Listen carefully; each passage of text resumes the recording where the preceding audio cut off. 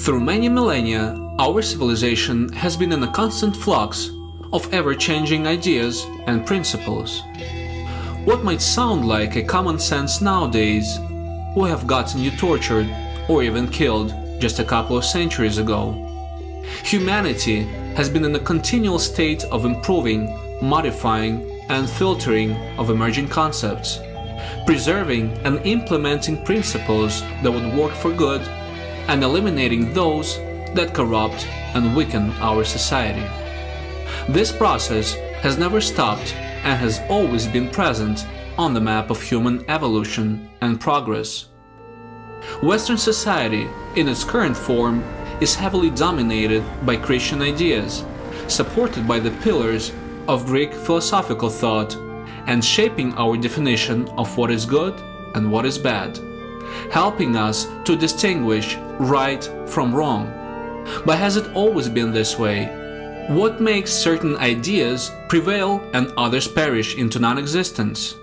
The task of this video is to examine the world of ideas in a pre-Christian society, in an attempt to understand how those ideas evolved before and after Christianity of Paul entered the Roman Empire, abruptly disturbing and eventually destroying the supermarket of opinions, beliefs, philosophies and religions. While philosophy is understood by just a few, it is religion that has always been an essential part of everyday life before the modern age, occupying the mind of the average person and having a wide appeal to the masses. The pre-Christian Roman Empire was no exception. Everything was alive to the superstitious mind of a Roman. The flight of birds, the entrails of beasts, dreams, rain and thunder. Everything was a means of divination. Early Romans communicated with gods and supernatural forces through penates, a pantheon of household deities, which required all sorts of daily ritual attention and modest sacrifices. Ordinary families would gladly display the required veneration in order to secure the future of the household's material needs and to drive away evil spirits and bad luck. This order of the cosmos was familiar and very clear to multiple nations that were conquered and tamed by the Eternal City. Eventually, the growth of the empire contributed to an increase in cultural contacts with exotic states, as well as the mutual exchange of experiences, perceptions and beliefs. At around the 6th century BC, the Orient and Levant went through a religious resurgence and had lots to offer to the inquisitive mind of a Roman. The inrush of Oriental mysteries to the Roman Empire dated around the 3rd century BC. The age of cults was coming, replacing mundane household rituals with exciting involvement in bone-chilling rites and the partaking of divine will with ecstatic awe. The first Eastern cults quickly found a multitude of followers willing to combine their house rituals with the wide variety of new doctrines flowing into Roman life. Among the dominating religions of that age were 3 major cults: Magna Mater, Osiris, and Mithras. The cult of Magna Mater was so influential that one can easily spot its echo in contemporary Christianity. Originating in Anatolia, it reached Rome by the end of the Second Punic War in 204 BC. Worship of Magna Mater, or Sibyl, quickly spread among Mediterranean towns, reaching its pinnacle during the late Empire period. The Great Mother was usually depicted as a wealthy dressed lady with a mural crown, sitting on a lion-drawn chariot. To a contemporary viewer, the rites and rituals associated with this mother of all gods would seem shocking. In the book called The Golden Ass, written by a Roman satirist Lucian around the 2nd century, there is a short account of such a ritual. The ass, who's really a man transformed, is the speaker. The next day, they packed up the goddess and set her on my back. Then we drove out of the city and went round the country.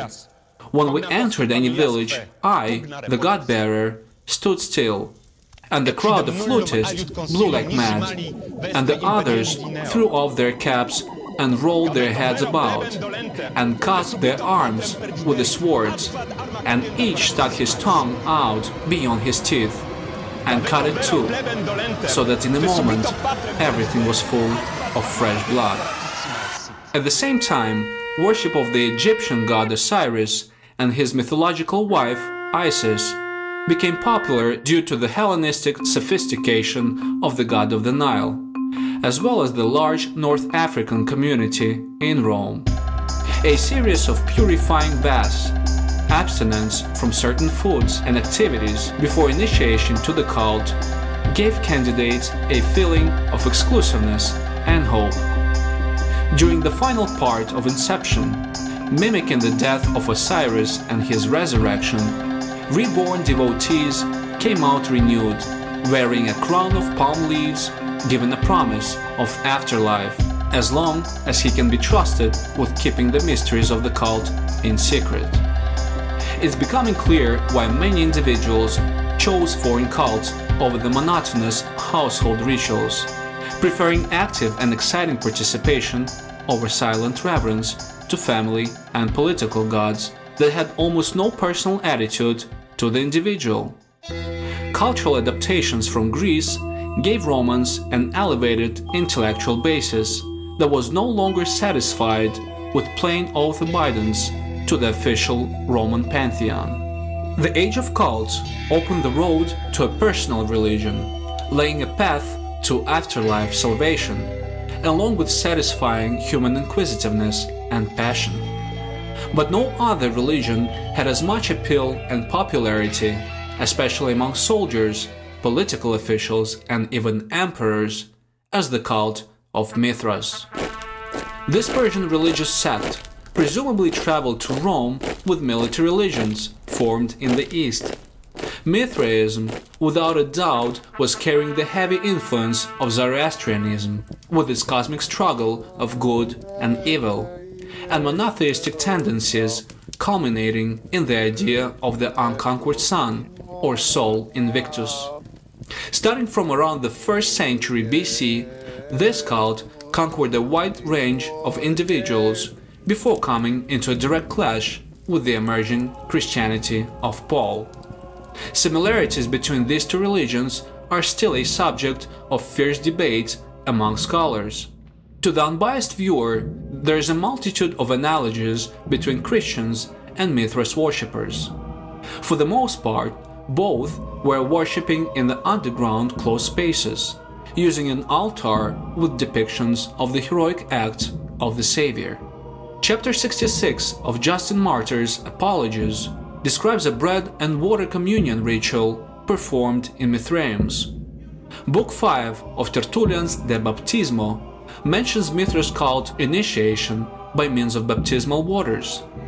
Among the many similarities, there were some key differences that inevitably led to the extinction of one and triumph of the other. Mithraism was a militant cult, promoting belligerence, while followers of Christ stood for forgiveness and pacifism. Mithras worship was fully compatible with and tolerant to other cults, which was not the case for Christians. One of the decisive factors was Christianity granting full membership to women, while Mithraism was a men's only club.